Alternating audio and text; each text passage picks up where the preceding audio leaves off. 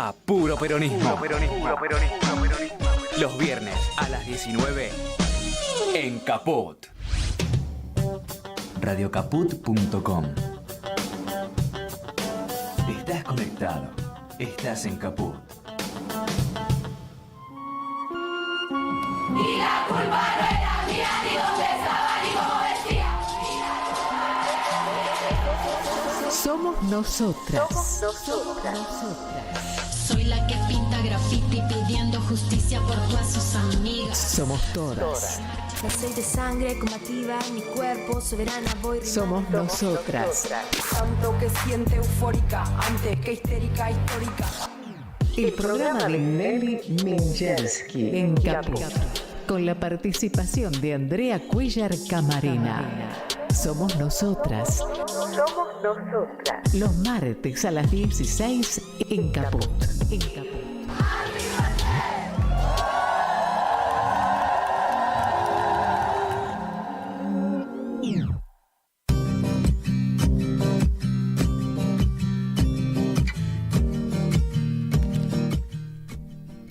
Hola, buenas tardes. Hola, ¿cómo están? Buenas tardes. ¿Qué tal? ¿Cómo pasaron el fin de semana? Estuvo raro, ¿no? El fin de semana. Hacía calor, hacía frío, pero estuvo lindo al final. Ahora mucho frío, hoy mucho frío, ¿no? Ayer y hoy. Sí, bueno, a mí me gusta este frío. Pasamos de calor a frío, de frío a calor, bueno. No, en el día aparte, ¿no? Hay que preocuparnos por el calentamiento global, se me hace, Nelly. Me parece que eso del calentamiento global cada vez está, más cerca las consecuencias, ¿no? De hecho, creo que estuve escuchando, estuve escuchando que en Europa hay incendios en varios países que tienen que ver con la ola de calor. Claro, no solo eso, es en la historia de la humanidad, es el verano más caluroso, escuché. ¿Ah, sí? O sea, en Europa, ¿no? Lógicamente. Sí, sí. Ahora, yo me hago una pregunta. ¿Qué pasa con nosotras y nosotros? ¿No tomamos conciencia? ¿Prefieren seguir haciendo negocios? ¿Cómo no se sientan los poderosos que nos manejan todo el tiempo? Tienen un poder para manejar, decidir nuestra pobreza, nuestra riqueza, nuestras pandemias, cómo se producen los laboratorios.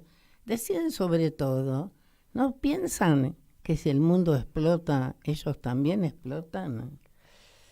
Y es una buena pregunta, Nelly, pero definitivamente creo que tenemos que replantear el modelo de desarrollo productivo, ¿no? Porque esa expansión de las fronteras productivas que van ganando terreno a las selvas, a los mares, a los ríos. Por eso creo que no tenemos que hablar de productivas, porque no son negativas. El hombre tiene, las mujeres, la humanidad, si quiere subsistir, tiene que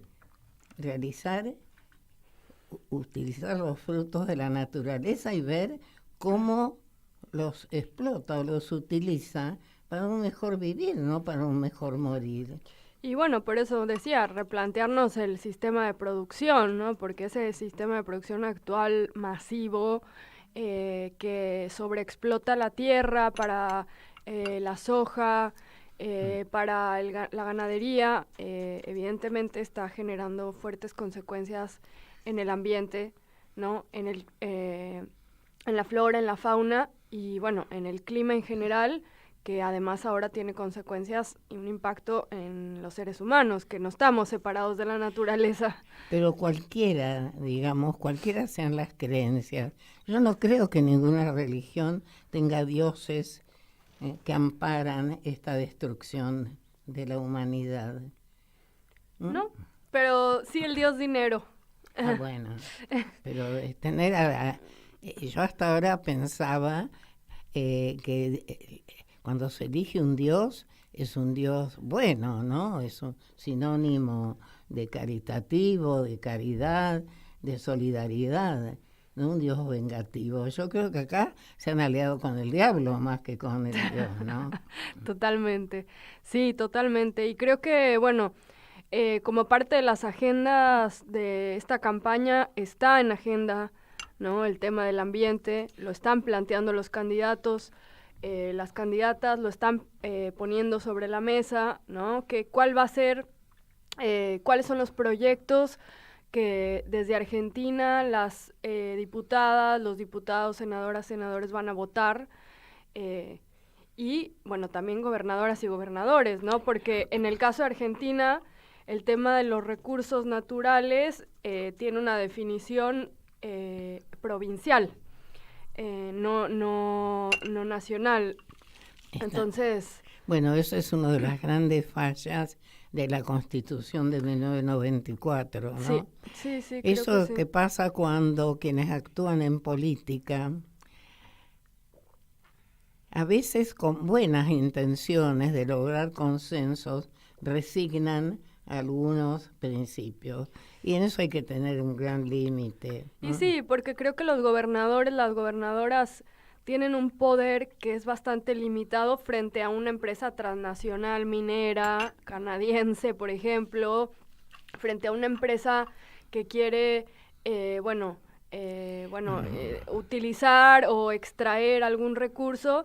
Entonces, si no hay un proyecto nacional de pensar cómo se van a utilizar o cómo se va a permitir la extracción sin que eso genere daños a la comunidad, al ambiente, pero que sí traiga un beneficio, pero, ¿no? No, yo creo que aparte, nosotros vivimos una contradicción muy grande como sociedad, con una historia propia que viene de hace 2 siglos, que es la gran... como que no se ha logrado una unidad realmente entre el puerto y el interior. Sí. Nada más que la palabra, esa interior, aparece como algo medio peyorativo, ¿no? Totalmente. Y acá en realidad lo que no se logró, porque a lo mejor había formas mixtas, por ejemplo, un privilegio para la provincia, pero no que un sector, digamos que a veces representa un mínimo de la población, una provincia con muy poca población, que tiene la suerte o el azar de tener un producto valioso de minería, decida sobre un bien que podría su existencia repercutir en todo el país, ¿no? Claro. Sí, también está el tema de la distribución de los impuestos, ¿no? Cómo se distribuye, a esa discusión sobre si la capital del país, que es una capital muy rica, bueno, puede distribuir también un poco de manera generosa con las otras provincias para pensar un desarrollo federal. Bueno, hemos visto el tema, inclusive uno de los fallos más criticables, porque no está dentro de las normas, porque no está dentro de la Constitución, esta Corte fue ese privilegio justamente a la ciudad autónoma. Totalmente. Que había dejado el gobierno de Macri, que se sacó después, y entonces la Corte falló a que la ciudad más rica hacía. Bueno, porque esta Corte falla siempre a favor del más fuerte, del más poderoso, ¿no? En contra de lo que tendría que ser, ¿no? Porque esa balanza de la justicia no estaría funcionando. Bueno, vieron que estuvimos hablando y vamos a hablar hoy de las elecciones, pero como el otro día comentábamos, tenemos elecciones y yo estoy convencida que lo que hay que hacer, cada uno dentro de su sector, trabajar, militar, para que gane aquel que cada uno considera que es más apto.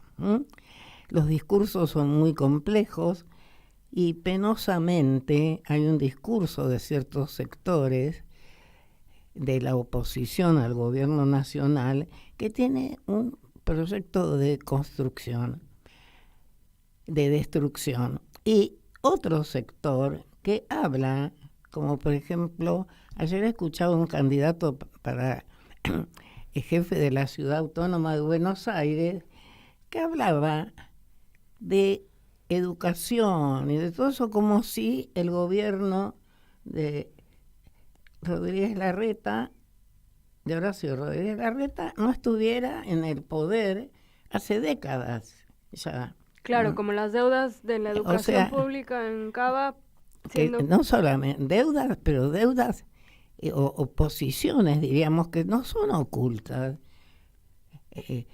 Rodríguez Larreta mantiene, no solamente mantiene, si apoya a una ministra de Educación que según todos los teóricos, digamos, Los la especialistas en doctrina, educación. los maestros, consideran que es una persona que trabaja al contrario. Por otro lado, los números de los presupuestos muestran cómo se ha disminuido, cómo no se solucionó el tema de los primeros años de los niños, de la educación temprana, cómo se han destruido escuelas, cómo se han cerrado escuelas, cómo se han cerrado también terciarios, o sea, profesorados.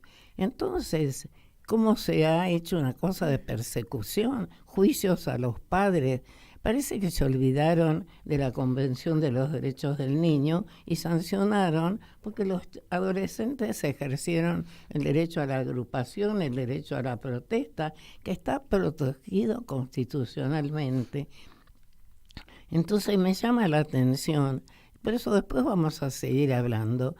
Pero, como decíamos, tenemos que afanarnos y laburar mucho para estas elecciones.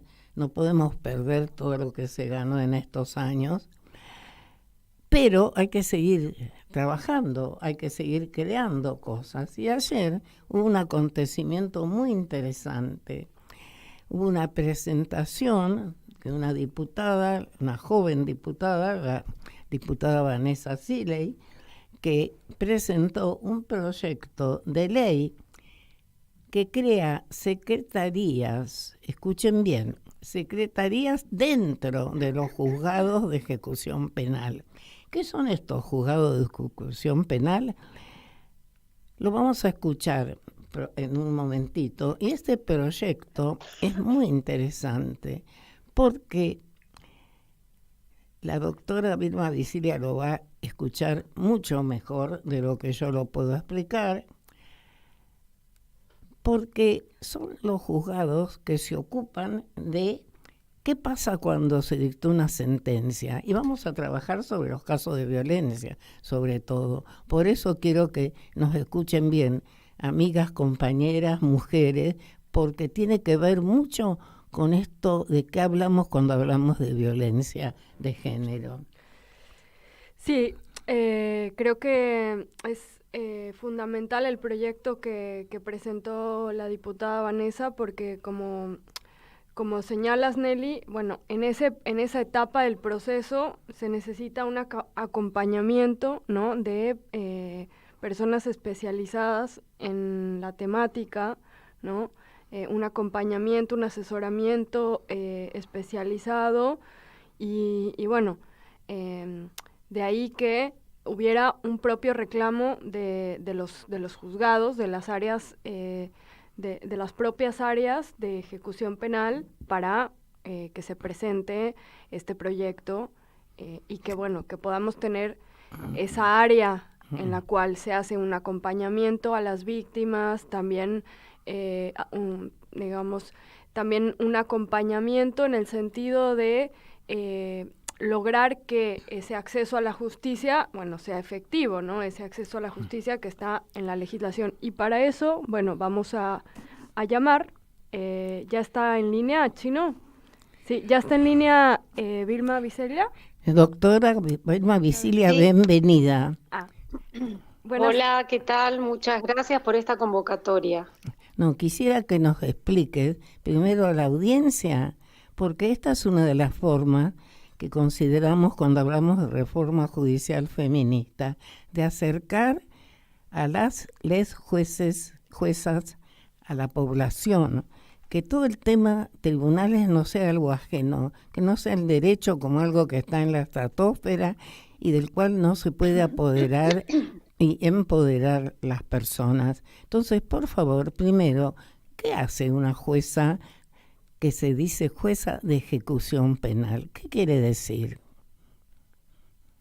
Bueno, la historia del fuero de ejecución penal es una historia, o sea, en términos históricos, en términos de lo que es la justicia, es muy reciente. Somos, podríamos decir, los millennials del Poder Judicial, porque nace, digamos, la necesidad de la especialización en la ejecución de la pena a partir de, diría yo, la ley de ejecución penal nacional, que dirime una vieja contienda que había acerca de esta especialización, y bueno, definitivamente a partir de ese momento, aproximadamente hace 25 años, más de 25 años atrás, 30 años atrás, se dispone la creación de juzgados de ejecución. Nacen así los primeros 3 juzgados de ejecución, en este momento somos 5, y para que ustedes se den una idea, a los pocos años de la creación de estos 3, se visualizó la necesidad de crear 2 más. Bien. Esos son 5 juzgados en la ciudad de Buenos Aires. En la ciudad de Buenos Aires, sí. Bien. Estos 2 últimos juzgados recién se pusieron en funcionamiento con la designación de las 2 primeras juezas de ejecución en el año 2017. Bien. O sea que nada, hace muy poquito tiempo atrás pudimos asumir mujeres en este ámbito de la pena, del derecho penal, que siempre fue exclusivo de hombres, ¿no es cierto?, históricamente. Sí, Así históricamente, digamos, dentro de las disciplinas, dentro del derecho, digamos, el área de penal históricamente estuvo más masculinizada, ¿no?, que el derecho civil. Exactamente. Bueno, en este momento, 2 de los 5 juzgados están a cargo de 2 mujeres, ¿no?, la doctora Monsalve y yo. Bien. Así que eso fue un salto cualitativo importante. Y el otro salto fue la creación de equipos interdisciplinarios que nos acompañan, nos asesoran y también evalúan a aquellas personas respecto de las cuales hay que decidir su libertad, libertad, salidas transitorias, etcétera. Y además entonces de los informes que se piden a los servicios penitenciarios, que pueden ser provinciales o nacionales, también este equipo interdisciplinario, que también 25 años estuvimos esperando su efectiva puesta en funcionamiento, y quedó incluso incompleto, porque son 10 profesionales, médicos, psicólogos, trabajadores sociales, a los cuales hay que sumarle 15 más, si mal no recuerdo, o 17 más, que incluye antropólogos y otras especialidades. Pero bueno, por lo menos tenemos estos 10 profesionales, que ya ha sido una cosa impresionante. Y en el fuero tenemos, para ilustrar así a la audiencia, tenemos 3.500 presos aproximadamente, que es una enorme cantidad, más de 10.000 probation y más de 10.000, perdón, suspensiones del proceso a prueba y otro tanto de condenas en suspenso. Yo quisiera perdón, doctora, ustedes se ocupan también de la víctima, ¿no? Claro, nosotros justamente al poco de completarse este fuero en el 2017, se sanciona la ley de protección a las víctimas, claro, que dispone claramente que somos los jueces de ejecución quienes, antes de tomar cualquier decisión que implique la libertad anticipada de una persona privada de la libertad, escuche a la víctima. Y bajo sanciones graves, ¿no? O sea, bajo un grave apercibimiento de no hacerlo. En caso de no escucharlo, digamos, hay sanciones en para caso de no los jueces. Escucharla, exactamente. Bien. Esta norma innova, si se quiere, en cuanto a la advertencia que le hace al juez. Pero nosotros ya veníamos dándole intervención a las víctimas en casos verdaderamente graves, en donde había situaciones en que temíamos que pudiera haber algún riesgo para la víctima en el caso de producirse esta libertad anticipada, y a veces incluso para anunciarle que había vencido la pena, porque las víctimas no sabían absolutamente nada. Una vez que se dictaba la condena, dejaban de tener contacto digamos, con el proceso. Claro. No, realmente creo que es un avance enorme, porque es una de las medidas más importantes, porque muchas veces, eso lo digo como abogada, favorecer o propiciar una denuncia que estamos seguros como profesionales que corresponde que se haga, pero a veces nos detenemos por no someter a la víctima a una doble victimización. O sea, que la audiencia conozca que están estos tribunales, que frente a si la vida las ha puesto en una situación dura, como es una situación trágica de violencia intrafamiliar en la mayoría de los casos, que no se sientan solas para ese tránsito. Por eso sostenemos siempre el patrocinio jurídico indispensable y juezas y jueces que escuchen, que acompañen a las personas cuando se ven enfrentadas a caminar los pasillos de tribunales, ¿no? Así es. Bueno, el Consejo de la Magistratura nos ha impuesto incluso una capacitación especial, ¿no? Todos tenemos la obligación, por ejemplo, de cursar y aprobar nuestros talleres sobre ley Micaela, por ejemplo, y lo hemos tenido que hacer y lo hemos tenido que acreditar en nuestro legajo.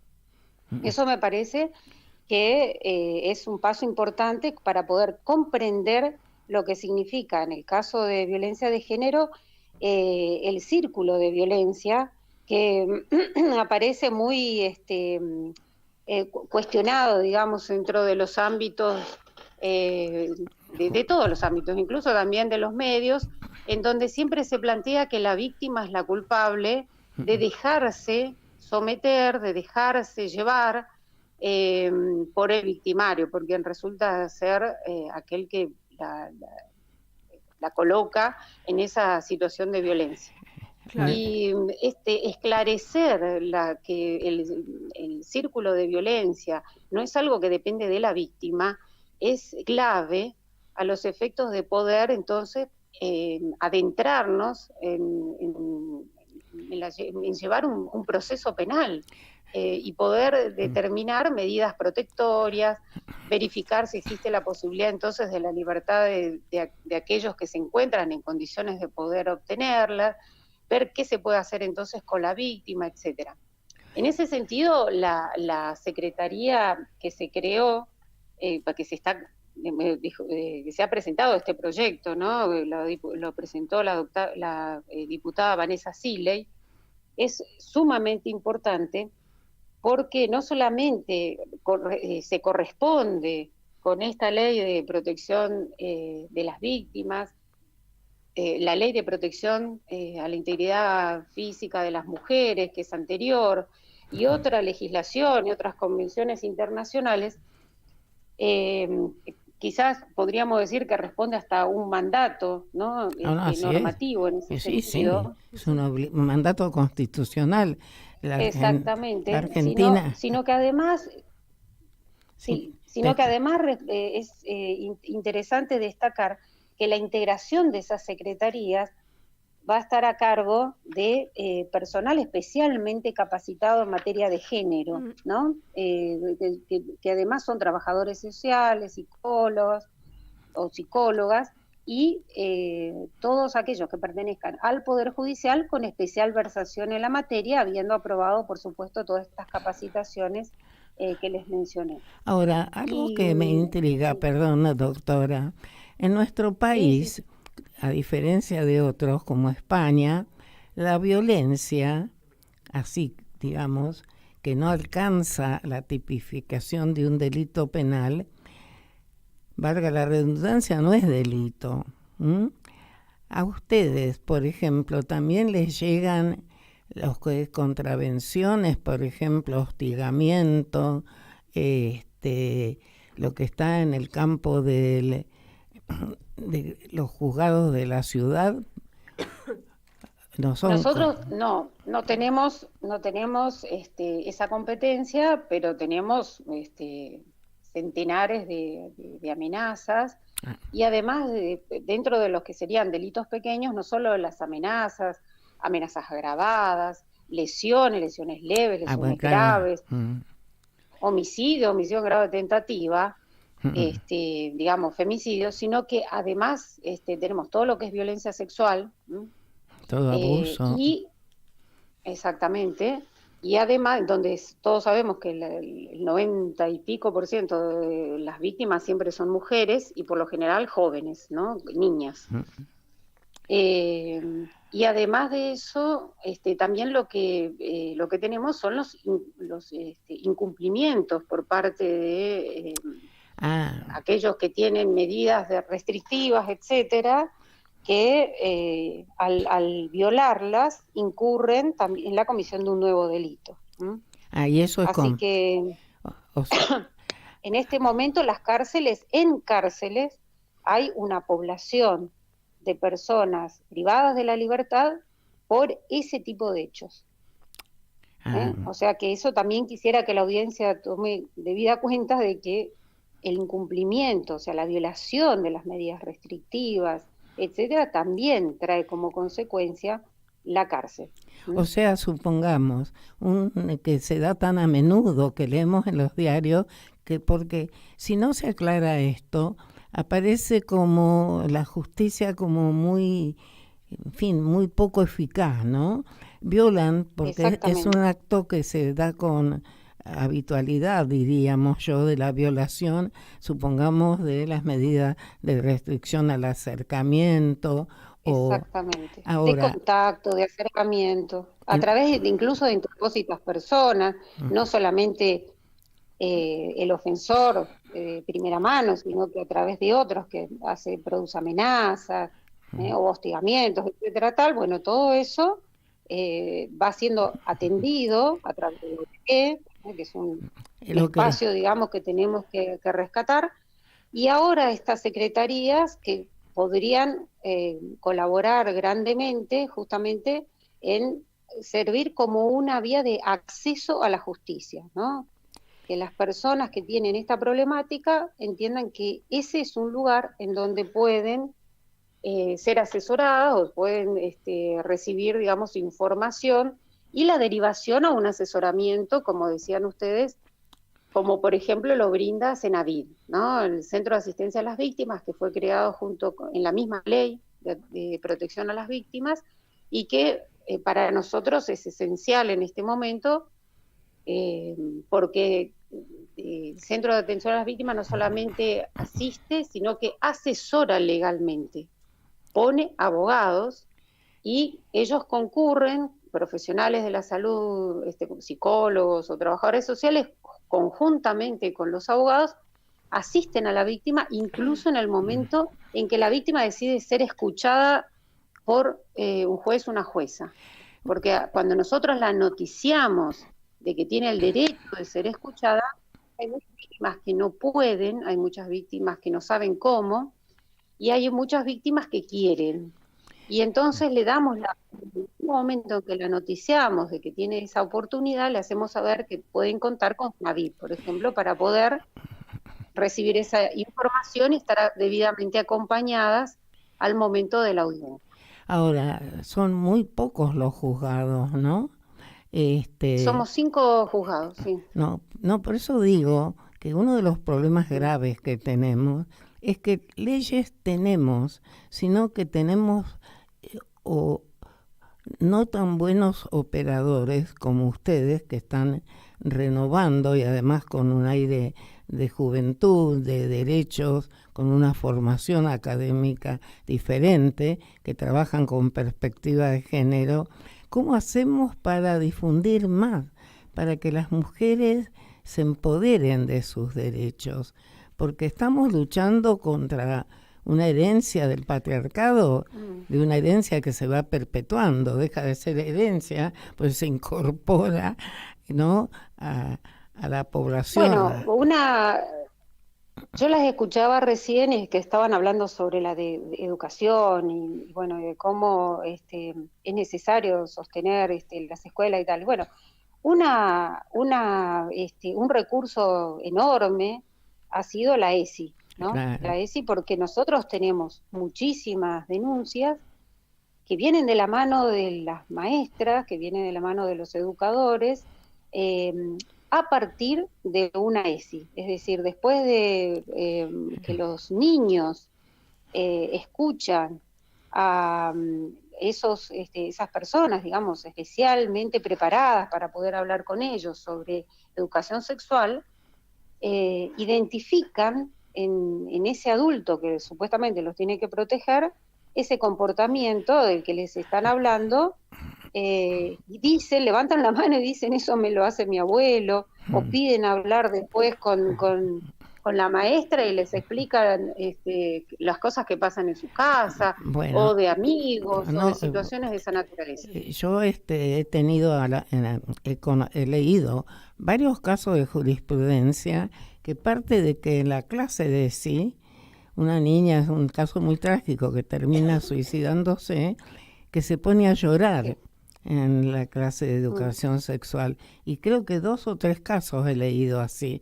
O sea que, qué pena que todavía hay muchos sectores en esta sociedad, en las familias y también en las mismas instituciones escolares que se resisten, cuando la educación sexual integral es el mejor instrumento que tenemos para cesar contra, digamos, esta discriminación.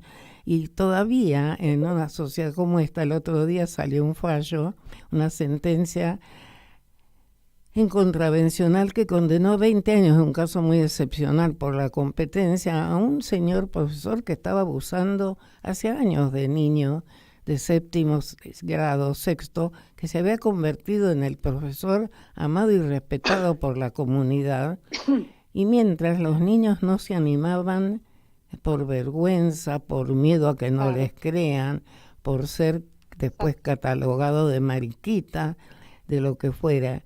¿Cuánto trabajo hay que hacer y cómo la sociedad tendría que agradecer? Y los maestros y los directores, todos aquellos que todavía se oponen, porque no se entiende muy bien por qué se oponen, porque la educación sexual integral es mucho más que sexo, es igualdad, es respeto, es colaboración, ¿no? Es el gobierno del cuerpo de uno mismo, ¿no? No permitir que otros opriman, por decir así, esa voluntad, es liberatorio, claramente. Totalmente. Ahora, no solamente eso, no solamente, digamos, por supuesto que la educación es clave, es fundamental, y le permite a las mujeres, además, poder posicionarse en una relación con los hombres diferente a la que venimos nosotros acostumbradas, ¿no? Todas hemos sido hijas del patriarcado, con lo cual no implica ninguna novedad para quien tiene nuestras edades, digamos así, saber que hemos sido formadas en la superioridad del hombre, siempre el hombre el que tenía la última la palabra. A ver, la patria potestad, cuando yo me acuerdo estaba cursando familia, después que yo aprobé familia, imagínense, después que yo aprobé familia, tuvimos patria potestad compartida, o sea, un disparate, y un disparate quiero decir que no lo hubiéramos tenido antes, y divorcio. Claro. O sea, es una locura. Sí, de hecho Entonces, ahora ya ni siquiera es patria potestad, es responsabilidad parental o marental, ¿no? Bueno, antes era... Porque ya las niñas y los niños son consideradas sujetos de derecho. Bueno, es como la ley va avanzó claro, con la responsabilidad parental conjunta, Claro. Exacto. Pero no cambió. Bueno, las leyes van avanzando, lo que necesitamos entonces es reforzar institucionalmente su aplicación, no solamente en el ámbito de la justicia, sino en las escuelas. Yo ayer cuando se hizo la presentación también decía, necesitamos la misma ley, la ley de protección a las mujeres, que no es ninguna novedad, es una ley bastante vieja, establecía la necesidad de que los hombres también recibieran Y educación. más bien. Y también recibieran atención psicológica, porque también han sido los hijos Bueno, del patriarcado y son- también más bien, recibieron lo suyo. son Entonces, donde esas violencias son producto de violencias. y bueno, Y se necesita asistencia, una asistencia que sea, así como existe en la posibilidad de acceso a la justicia, y en este caso se refuerza con estas secretarías, también tiene que haber un acceso a la salud más garantizado, más sencillo, más ágil, sobre todo a la salud mental, así es. para poder rectificar toda esta situación. Así es, porque, perdona que te interrumpa, Sí. a mí me gusta decir que los hombres no se dieron cuenta, que le dejaron la violencia familiar y que descarguen todas sus inquietudes, sus broncas adentro del hogar para poder someterlos después a través en los trabajos, en la esclavitud, en el sometimiento Exacto. económico, ¿no? Pero también son Así es. víctimas. Y entonces te pregunto, ustedes también creo que trabajan haciendo con los condenados, por ejemplo, sentenciados, una labor también de apoyatura psicológica para que no haya reincidencia. Eso me parece también muy importante, ¿no? Decirlo. El Servicio Penitenciario Federal, que es con el que nosotros más trabajamos, los 5 juzgados, ¿no es cierto? La mayor parte de los casi 3.500 personas detenidas se encuentran alojadas en el Servicio Penitenciario Federal. Desde hace un tiempo ya existen algunos programas específicos para abordar el tema de la violencia sexual y el tema de la violencia de género, entre otras violencias, ¿no? Pero ahora incluso se está ayornando ese programa y se trabaja sobre las violencias en general, tomando en cuenta las limitaciones de lo que estábamos hablando, ¿no? De cómo el patriarcado, a través de la enseñanza, a través de una sistemática intervención en la vida privada y en la vida pública, ha condicionado el conocimiento, ha condicionado la conducta de todos estos hombres. Entonces, está bueno que exista un abordaje muchísimo más integral, que no se acote, por decir así, al tema sexual, como estábamos hablando recién, que es simplemente el detonante de muchas otras cosas, muchas otras faltantes, por decir, muchos déficits en la educación de esa persona. Entonces, o sea, más allá de la morbosidad, ¿no? Que pueda haber alguna enfermedad, alguna situación de esa, pero en general los casos que nosotros conocemos y tenemos tienen que ver con cuestiones culturales, realmente, con abusos en situaciones de superioridad, de creerse una... Claro, creo un superior. que ahí Rita Segato, digo, como antropóloga que se ha dedicado a estudiar este tema, que trabajó de hecho en cárceles en Brasil, que estuvo haciendo trabajo de campo en Ciudad Juárez cuando ocurrieron los femicidios. Bueno, ella expone, ¿no? Como precisamente el femicidio y la violación como máximas expresiones, ¿no? De esta desigualdad estructural y de esta construcción de esta construcción de la masculinidad y de esta pedagogía, ¿no? De la crueldad y de la necesidad de imponerse o de demostrar una superioridad mediante un poder físico, sexual y bueno, de vida, ¿no? De quién decide quién vive. Bueno, pero lo terrible... Bueno, yo sí, te escucho. Me acuerdo una vez estaba escuchando a un detenido que había, según él, había comenzado a transitar uno de estos programas que se le facilitan y tal. Que se ve que, bueno, me dejó en la duda por lo que me comentó, por el comentario, ¿no? Entonces le digo, bueno, ¿y qué estuviste aprendiendo sobre este tema de las nuevas masculinidades? Y entonces me dice, Bueno, que hay que abrirle la puerta del auto a las mujeres, que eso le gusta mucho. Y yo le dije, pero querido, le digo, la puerta del auto la abro yo y además conduzco el auto. O sea, me parece que tenés que replantearte un poquito el tema de lo que son las nuevas masculinidades hoy.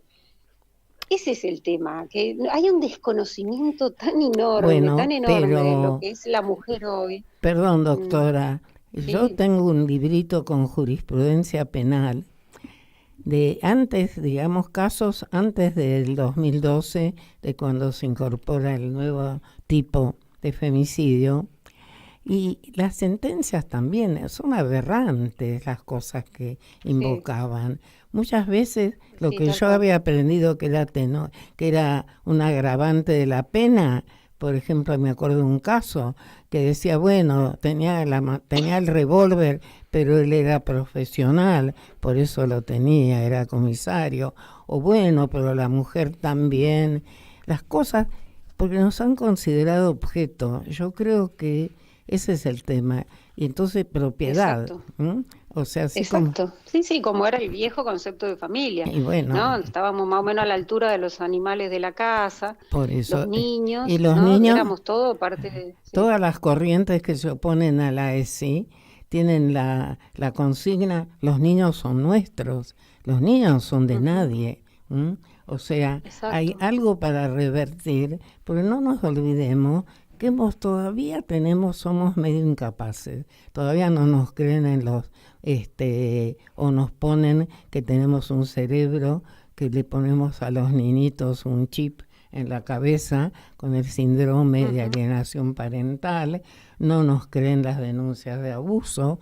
¿Hasta cuánto penalista? ¿Hasta cuánto hace poco que si no tenías rastros de haberte defendido no se consideraba violación?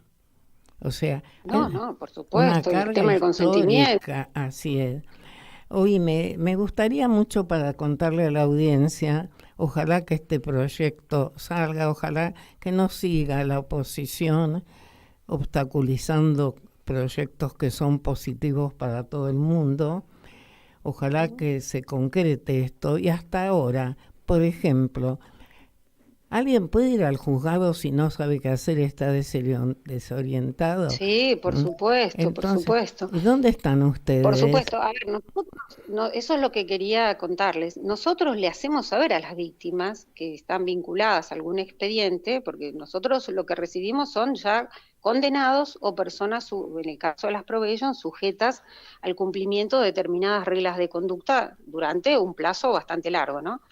Entonces, a todas esas personas con relación a las cuales hay que tomar ciertos resguardos, porque hay una prohibición de acercamiento, una prohibición de contacto, o lo que se quiere saber es, o ha manifestado incluso, porque también esto sucede, en el tribunal que condenó, en el caso de las condenas, el tribunal que condenó, el tribunal también tiene la obligación de hacerle saber a la víctima que esto ahora pasa a otra instancia, que es la instancia de ejecución penal, y que tiene derecho a hacer un seguimiento sobre esa ejecución penal.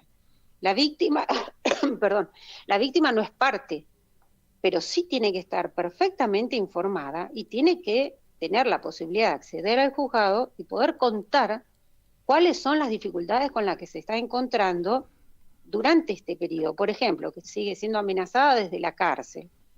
Por ejemplo, que la persona, si se encuentra libre, merodea el domicilio, y se encuentra entonces en una situación vulnerable, o sea, que piensa que puede llegar nuevamente a ser revictimizada.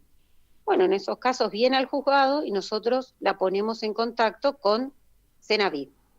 A mí nos ha pasado, me viene a la cabeza ahora el recuerdo de una señora que era una persona muy humilde, muy trabajadora, trabajaba como costurera, y había llegado al juzgado llorando, hacía 2 días que estaba en la calle con su hijita, una bebé en brazos.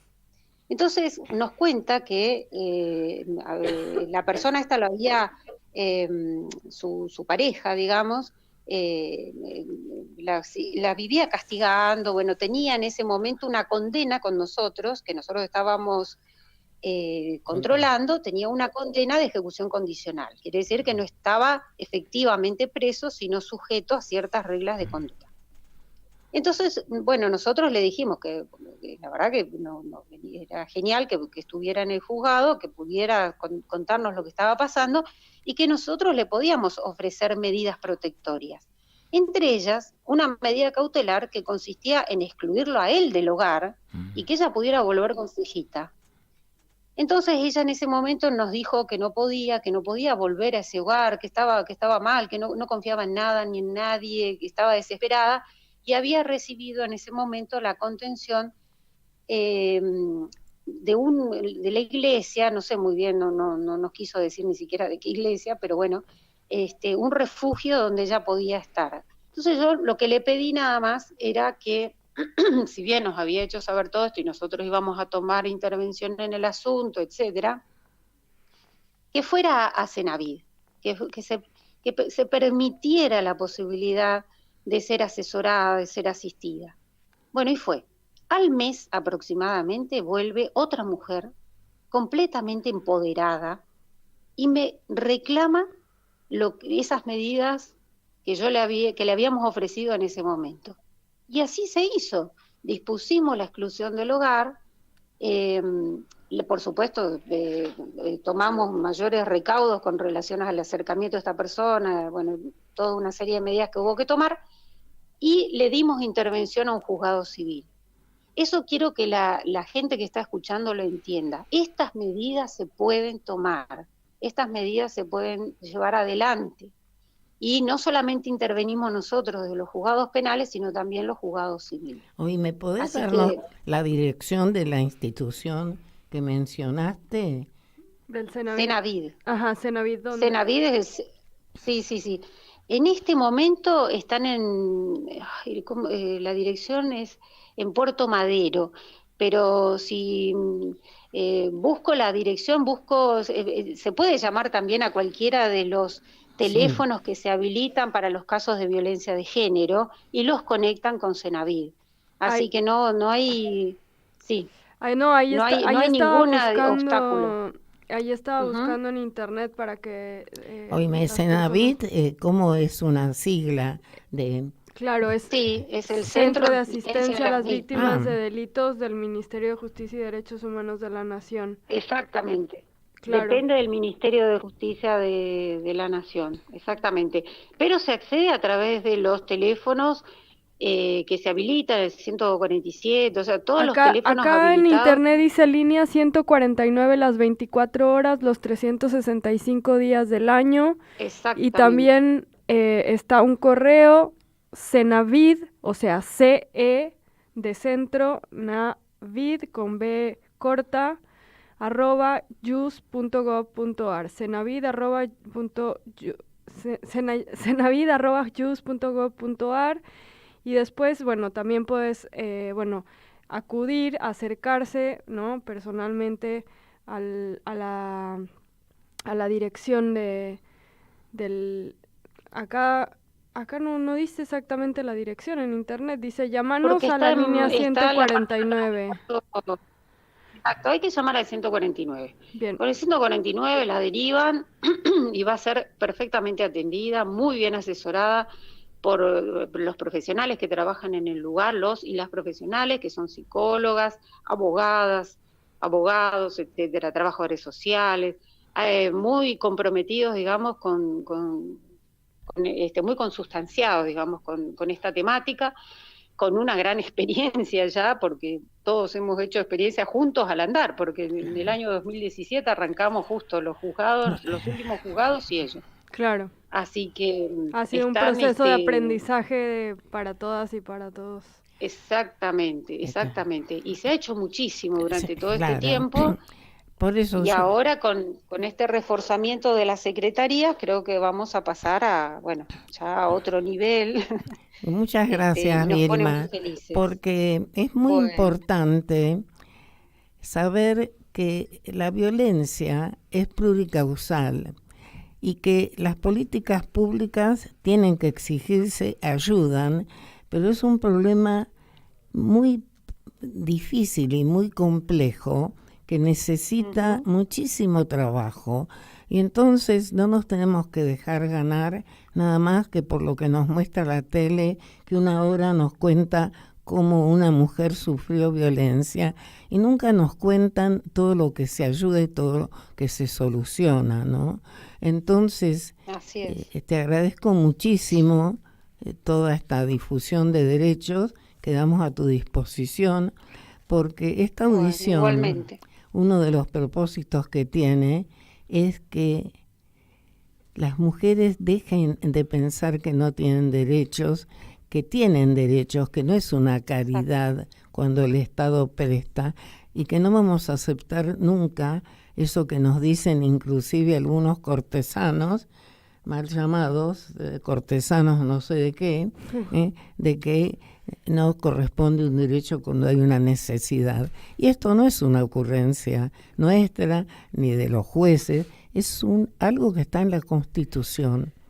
Y todavía, así.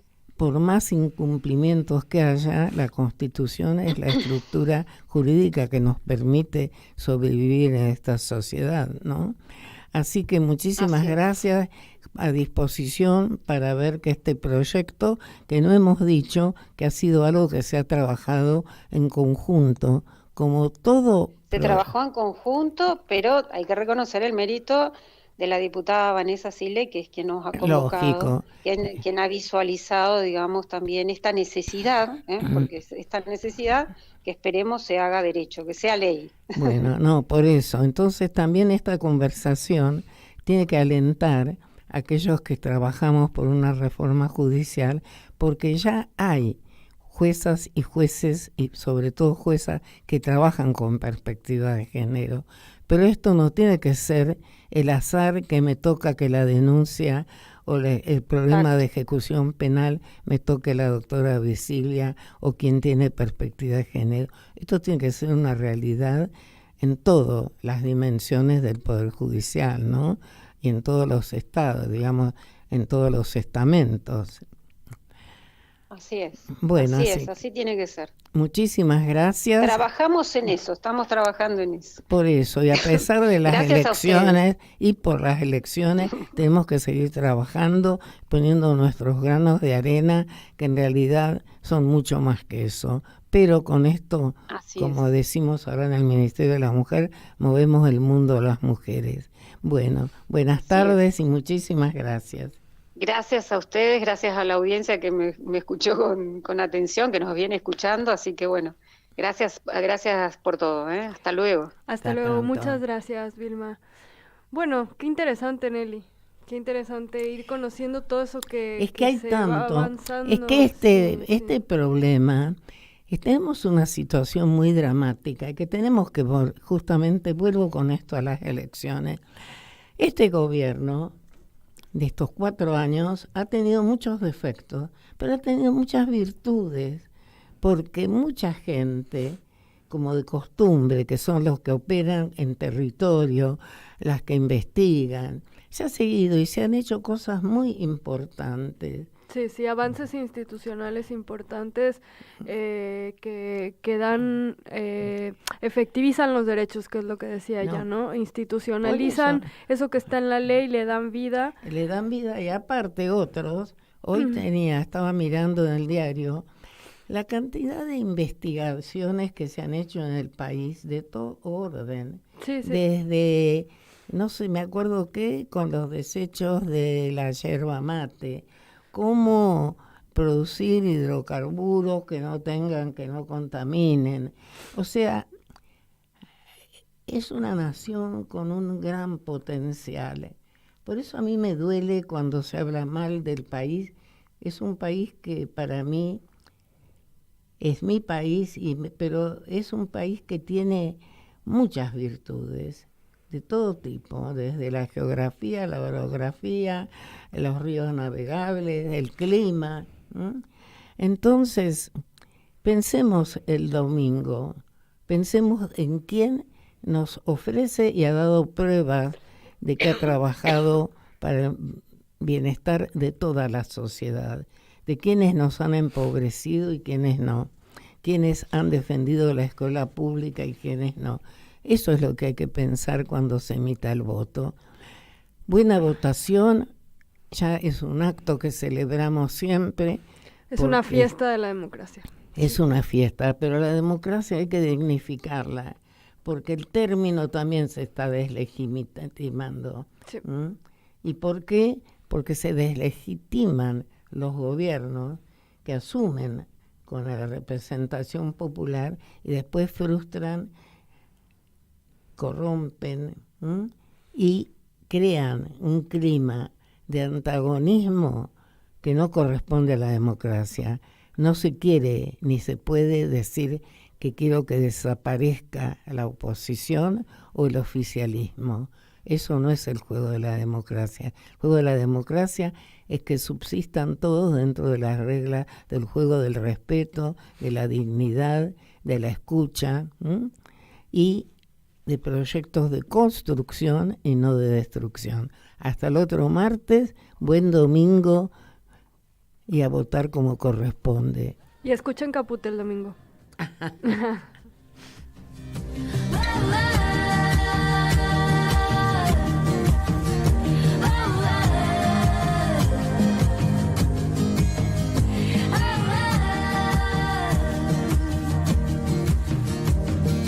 Pienso que cada instante he sobrevivido al caminar y cada segundo de incertidumbre, cada momento de no saber, son la clave exacta de ese tejido que ando cargando.